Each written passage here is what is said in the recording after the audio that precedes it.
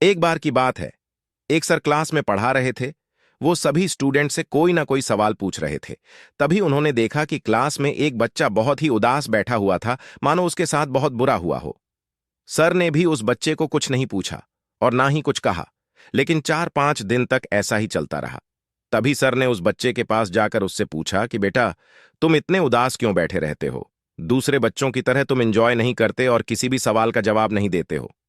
उस लड़के ने सर से कहा कि सर, मेरे अतीत में मेरे साथ कुछ बुरा हो गया था। इसी वजह से मेरा किसी भी चीज में अब मन नहीं लग रहा है।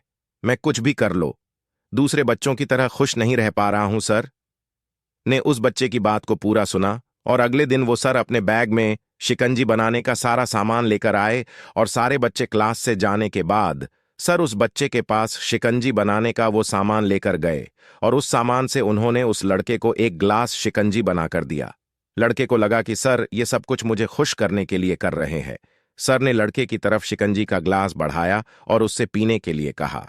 लड़के ने जैसे ही शिकंजी का एक जिप लिया तो उसे उस शिकंजी में नमक ज्यादा लगा। उसने सर से कहा कि सर, इस शिकंजी में नमक ज्यादा हो गया है। तभी सर ने उस लड़के से कहा, ठीक है, लाओ मैं इसे फेंक देता हूं। लड़के ने सर से कहा, सर इसे फेंकने की जरूरत नहीं है।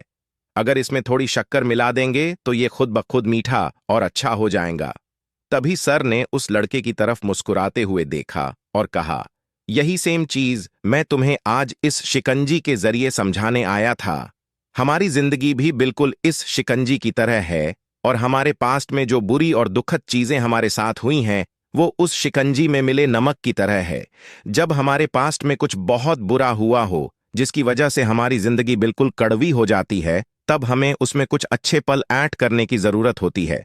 जिस तरह से शिकंजी में नमक ज्यादा हो गया था लेकिन उसमें शक्कर मिलाने के बाद वो मीठा हो गया, उसी तरह हमें भी हमारे बीते हुए कल को भूलकर उसमें खुशी ऐड करनी चाहिए है, ताकि हमारी बुरी यादें हमारी अच्छी यादों से ज्यादा हो जाएं और हमारी जिंदगी फिर से मीठी और खुश हो जाए। जो पास्ट में हो गया वह हो गया, उसकी वजह से आज उदास मत रहो, क्योंकि हमारा आज भी आगे चलकर कल में बदल जाएगा और हम फिर से उस कल की वजह से उदास रहने लगेंगे।